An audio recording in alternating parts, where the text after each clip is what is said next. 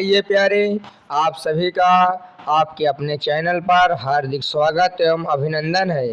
आज हम इस वीडियो में साखी से संबंधित समस्त अभ्यास प्रश्नों के उत्तर देखने वाले हैं।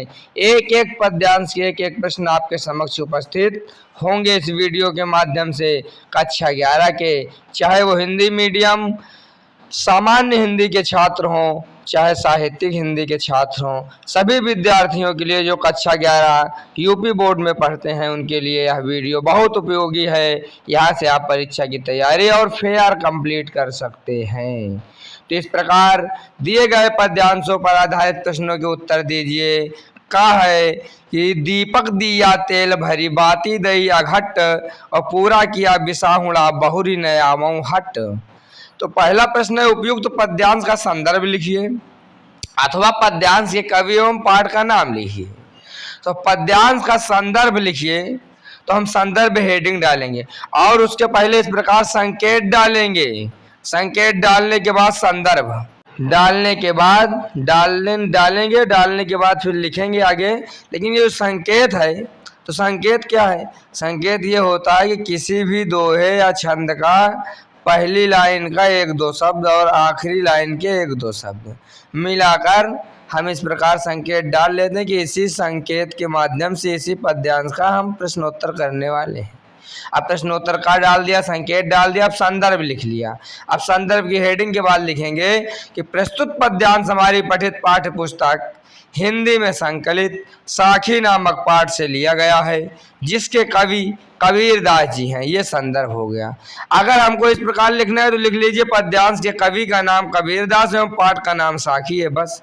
तो हम संदर्भ लिख लिए हैं, अथवा वाला लिखें चाहे न लिखें भाई, पाठ का नाम कवि का नाम नहीं लिखेंगे, संदर्भ लिख लिए, अथवा करके आया था प्रश्न। अब दूसरा प्रश्न है, रेखांकित अंश की व्याख्या लिखिए। तो रेखांकित अंश की व्याख्या हेडिंग डालेंगे और लिखेंगे, जितने में रेखा खींचिए उसी की हम व्याख्या लिखेंगे, ज्यादा सही रहता है। कबीरदास जी कहते हैं कि हमारे गुरुजी ने प्रेम रूपी तेल से भरा हुआ ज्ञान रूपी दीपक दिया और उसमें कभी न घटने वाली ईश्वरीय लगन रूपी बत्ती भी दे दिया।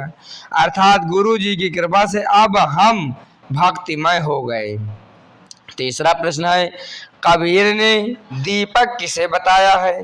तो इसका उत्तर हो जाएगा, कबीर ने गुरु के ज्ञान को दीपक बताया है। अगला प्रश्न है कि कबीर की आत्मा दोबारा इस संसार में क्यों नहीं आना चाहती?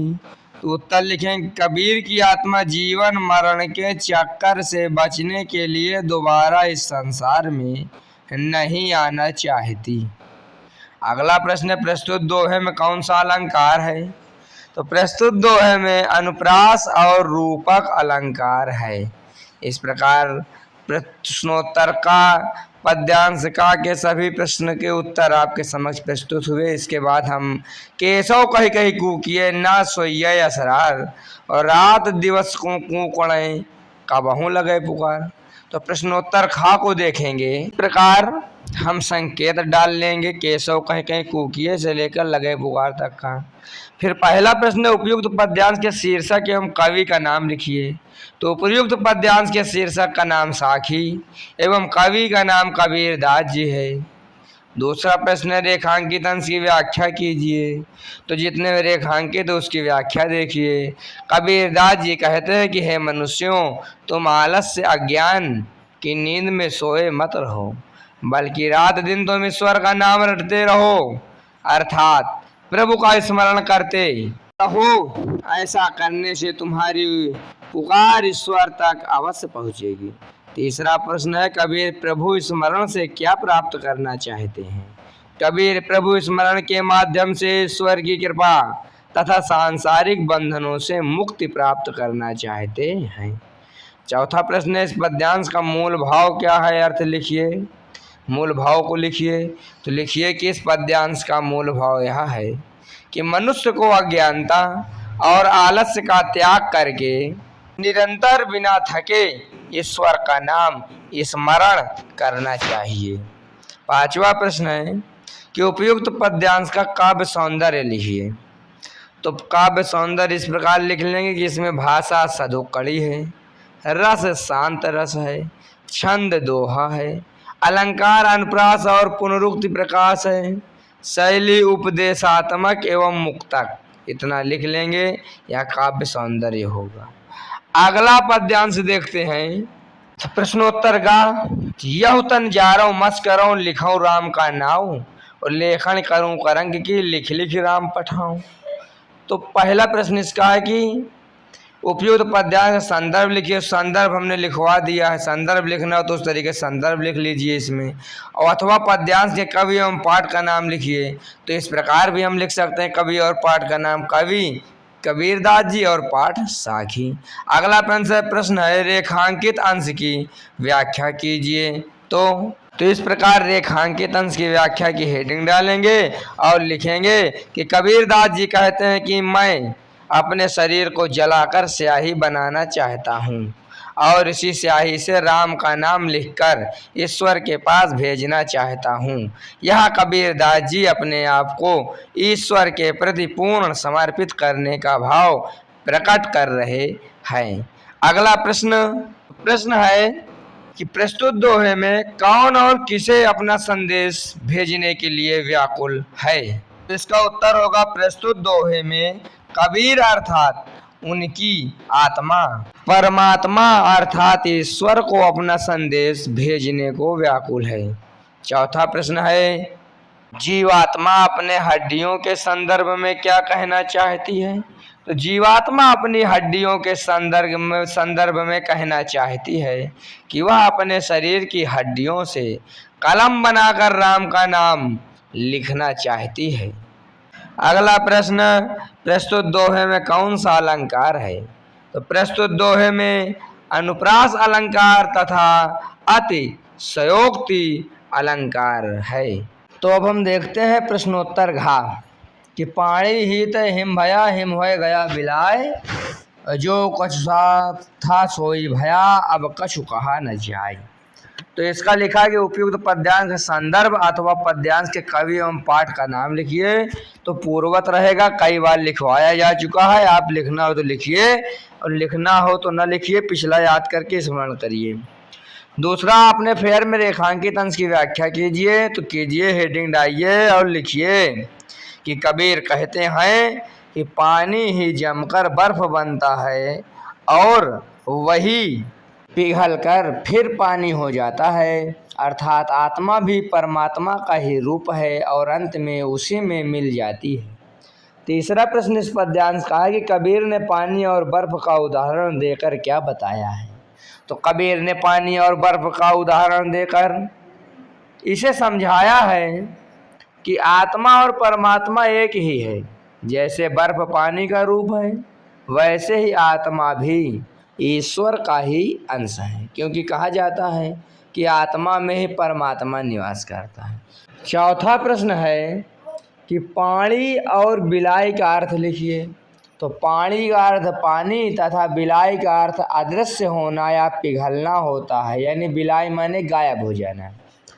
पांचवा प्रश्न है प्रस्तुत दोहे में कौन सा अलंकार है। तो प्रस्तुत दोहे में अनुप्रास अलंकार है। अब इस प्रकार हम अंगा देखेंगे, पंख उड़ाली गगन को पेंड रहा परदेश, पानी पिया चंच बिनु भूल गया यह देश। तो प्रश्नोत्तर अंगा के सभी प्रश्नों को देखेंगे। इस प्रकार हम संकेत लिख कर आगे बढ़ेंगे। तो इस पद्यांश का पहला प्रश्न है कि उपयुक्त पद्यांश का संदर्भ लिखिए अथवा पद्यांश के कवि एवं पाठ का नाम लिखिए। तो इसमें लिखा है पूर्ववत, क्योंकि संदर्भ भी लिखाया जा चुका है, कवि का नाम भी पता है और पाठ का नाम भी, इसीलिए बार बार लिखने की आवश्यकता नहीं है फेयर में यदि हम लिख रहे हैं तो। दूसरा, रेखांकित अंश की व्याख्या इसकी लिखिए। तो रेखांकित अंश की व्याख्या इस प्रकार लिखेंगे, कबीरदास के अनुसार आत्मा रूपी पक्षी सांसारिक बंधन को छोड़कर आकाश लोक चला गया और वहाँ वह छक्कर ईश्वर रूपी रस का आनंद लिया, जिससे वह भौतिक अर्थात सांसारिक देश भूल गया। तीसरा प्रश्न है कि सहस्रसार में पहुंचकर जीव रूपी पक्षी ने क्या किया। तो सहस्रार चक्र यानी आकाश में पहुंचकर जीवात्मा रूपी पक्षी ने बिना इंद्रियों यानी चोच के ब्रह्मानंद रूपी अमृत जल का पान किया। अगला प्रश्न है प्रस्तुत दोहे में कबीर ने किसका वर्णन किया है? प्रस्तुत दोहे में कबीर ने अलौकिक आनंद अर्थात मोक्ष की स्थिति का वर्णन किया है। पांचवा प्रश्न है, प्रस्तुत दोहे में कौन सा अलंकार है? तो प्रस्तुत दोहे में विभावना अलंकार है। अब अगला प्रश्न देखिए, प्रश्नोत्तर चा। तो पद्यांश चा को देखते हैं कि कबीर हरिरस यों पिया बाकी रही न था की। इस पद्यांश का पहला प्रश्न संदर्भ है, अब कवि और पाठ का नाम लिखिए, तो पूर्वत ही रहेगा। दूसरा प्रश्न है कि रेखांकित अंश की व्याख्या कीजिए, तो हेडिंग बनाएंगे और लिखेंगे कि कबीरदास जी कहते हैं कि जिस प्रकार कुम्हार पका हुआ कलश दोबारा चाक पर नहीं चढ़ता, कुम्हार का पका हुआ कलश दोबारा चाक पर नहीं चढ़ता, उसी प्रकार मैंने भी ईश्वर के रस का भरपूर आनंद ले लिया है। अब हमको भी संसार में बार बार आना जाना नहीं पड़ेगा। तीसरा प्रश्न है कि कुम्हार के घड़े के संबंध में कबीर के क्या विचार हैं? तो कबीर का विचार है कि जिस प्रकार पका हुआ कलश दोबारा चाक पर नहीं चढ़ता, उसी प्रकार प्रभु को स्मरण करने वाला भक्त भी फिर इस संसार में दुख भोगने के लिए नहीं आता है। चौथा प्रश्न है, कबीर के मन की सारी तृष्णा क्यों समाप्त हो गई है? तो कबीर के मन की सारी तृष्णा इसलिए समाप्त हो गई क्योंकि उन्होंने ईश्वर भक्ति के अलौकिक अर्थात हरि रस का भरपूर आनंद ले लिया है। पांचवा प्रश्न है, प्रस्तुत पद्य पंक्तियों में कौन सा अलंकार है? तो प्रस्तुत पंक्ति में अनुप्रास तथा दृष्टांत अलंकार है। इसके बाद हम अगले पद्यांश की तरफ देखेंगे। और तो छह पद्यांश का पहला प्रश्न उपयुक्त पद्यांश का संदर्भ और कवि और पाठ का नाम है, तो पूर्वत ही रहेगा। रेखांकित अंश की व्याख्या, कबीरदास जी कहते हैं कि मेरी आत्मा परमात्मा को खोजते खोजते स्वयं परमात्मा में लीन हो गई, जिसे अब उसी प्रकार खोजा नहीं जा सकता जैसे समुद्र में मिली हुई जल की बूंद को नहीं खोजा जा सकता है। तीसरा प्रश्न है, प्रस्तुत दोहे का भाव स्पष्ट कीजिए। इस दोहे का मुख्य भाव यह है कि साधना की चरम अवस्था में जीवात्मा का अस्तित्व परमात्मा में विलीन हो जाता है। चौथा प्रश्न, प्रस्तुत दोहे में कबीर ने किसका वर्णन किया है? तो प्रस्तुत दोहे में कबीर ने आत्मा का परमात्मा में विलीन होने का वर्णन किया है, अर्थात मिलने का वर्णन किया है। पांचवा प्रश्न है कि प्रस्तुत दोहे में कौन सा अलंकार है? तो प्रस्तुत दोहे में अनुप्रास और पुनरुक्त प्रकाश अलंकार है। इसके बाद पद्यांश जा, कबीर यहु घर प्रेम का खाला का घर नाही, और शीश उतारे हाथ कर सो बैठे घर माए। तो इसका उपयुक्त गद्यांश संदर्भ अथवा कवि एवं पाठ का नाम पूर्वत ही रहेगा। दूसरा प्रश्न है रेखांकित अंश की व्याख्या, तो हेडिंग डालकर हम रेखांकित अंश की व्याख्या लिखेंगे कि कबीरदास जी कहते हैं कि ईश्वर के प्रेम रूपी घर में वही प्रवेश कर सकता है जो अपने सिर को अपने हाथ से काटकर अर्थात अहंकार त्याग कर पूर्णतः ईश्वर के प्रति समर्पित हो जाता है। तीसरा प्रश्न है, प्रस्तुत साखी का भाव स्पष्ट कीजिए। तो साखी का मुख्य भाव यह है कि ईश्वर प्राप्ति या सच्चा प्रेम केवल बातें करने से नहीं मिलता, इसके लिए मनुष्य को अहंकार का पूर्ण त्याग करना पड़ता है। चौथा प्रश्न, ईश्वर का प्रेम पाने के लिए साधक को क्या करना चाहिए? तो ईश्वर का प्रेम पाने के लिए साधक को सांसारिक माया मोह को पूरी तरह त्यागना पड़ता है। पांचवा, प्रस्तुत दोहे में कौन सा अलंकार है? तो प्रस्तुत दोहे में अनुप्रास अलंकार तथा अतिशयोक्ति अलंकार है। अगला पद्यांश, जब मैं था तब हरि नहीं, अब हरि है मैं नाहि, सब अंधियारा मिट गया जब दीपक देखा माय। इसका पद्यांश का संदर्भ और कवि व पाठ का नाम पूर्वत ही रहेगा। दूसरा प्रश्न, रेखांकित अंश की व्याख्या कीजिए। तो कबीरदास जी कहते हैं कि ज्ञान रूपी दीपक के प्रकाश से जब मैं प्रकाशित हुआ तब मेरे जीवन का समस्त अंधकार समाप्त हो गया। कहीं एक आध शब्द मिस्टेक से नहीं लिख पाता है, टाइप में गलती हो जाती है। अगला प्रश्न है तीसरा, परमात्मा का दर्शन कब होता है? तो परमात्मा का दर्शन तब होता है जब मनुष्य के भीतर से अहंकार समाप्त हो जाता है। चौथा, ज्ञान रूपी दीपक प्रज्वलित होने पर क्या हुआ? तो ज्ञान रूपी दीपक प्रज्वलित होने पर अहंकार और घमंड समाप्त हो जाता है।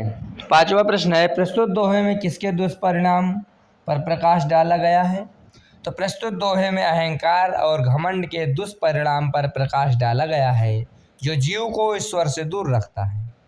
अगला पद्यांश, संतौ भाई आई ज्ञान की आंधी रे, भ्रम की टाटी सबय उड़ाड़ी, माया रहे न बांधी रे। तो इस प्रश्नोत्तर या इसका हम प्रश्नोत्तर देखेंगे।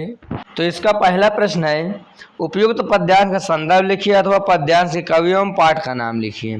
तो और सब तो आता है, थोड़ा शीर्षक बदला हुआ है। अभी तक साखी से आ रहा था, अब साखी के बाद ये पदावली के पद्यांश हैं। तो प्रस्तुत पद्यांश हमारी पठित पाठ्य पुस्तक हिंदी में संकलित काव्य खंड के पदावली नामक पाठ से लिया गया है, जिसके कवि कबीर दास जी है। केवल एक बदलाव होगा संदर्भ में, पदावली का, बस। दूसरा, रेखांकित अंश की व्याख्या कीजिए। इस प्रकार हम हेडिंग डाल लेंगे, लिखेंगे कि कबीर दास जी कहते हैं कि जब जीवन में ज्ञान की आंधी आती है तो मन में छुपा हुआ भ्रम रूपी छप्पर उड़ जाता है, उसे थामने वाली मोह रूपी बल्ली और दुविधा के खंभे भी टूट कर गिर जाते हैं तथा बुरी बुद्धि समाप्त हो जाती है। तीसरा प्रश्न है, प्रस्तुत पद में कबीर ने किसके प्रभाव को दर्शाया है? तो उत्तर हो जाएगा, प्रस्तुत पद में कबीर दास ने ज्ञान के आगमन और उसके प्रभाव को दर्शाया है। चौथा प्रश्न, शारीरिक अहंकार नष्ट होने का क्या परिणाम हुआ? तो शारीरिक अहंकार नष्ट होने से मनुष्य का अंतःकरण पूरी तरह पवित्र हो गया, अर्थात हो जाता है। पांचवा प्रश्न है, कबीर ने ज्ञान के महत्व को किस प्रकार प्रतिपादित किया है? तो कबीर के अनुसार ज्ञान के प्रकाश से अज्ञान, मोह, तृष्णा और कपट नष्ट हो जाता है। इसके बाद पद्यांश है कि पंडित बाद बदनते झूठा, राम कहा दुनिया गति पावे खांड, कहा मुख मीठा। तो प्रश्नोत्तर टा। तो इस प्रकार हम संकेत डालेंगे और संकेत डालने के बाद इसके प्रश्नोत्तर करेंगे। इस पद्यांश का पहला प्रश्न है, उपयुक्त पद्यांश का शीर्षक एवं कवि का नाम लिखिए। तो पूर्ववत ही रहेगा क्योंकि शीर्षक पदावली है और कवि का नाम वही कबीर दास जी है। दूसरा, रेखांकित अंश की व्याख्या कीजिए। तो इस प्रकार हम हेडिंग डालकर लिखेंगे, कबीर दास जी कहते हैं कि केवल मुंह से राम राम कहने से मुक्ति नहीं मिलती। यदि ऐसा होता तो केवल शक्कर कहने से ही मुंह मीठा हो जाता, अग्नि कहने मात्र से पैर ही जल जाते और जल कहने से प्यास बुझ जाती तथा भोजन के नाम लेने से ही भूख मिट जाती, तो कोई भी राम का नाम लेता और तर जाता। तीसरा प्रश्न है, पंडित लोग किस बात को निरर्थक बताते हैं? तो पंडित और ज्ञानी लोग झूठे प्रेम को निरर्थक मानते हैं। चौथा प्रश्न है, किसकी संगति में तोता राम नाम का उच्चारण करने लगता है?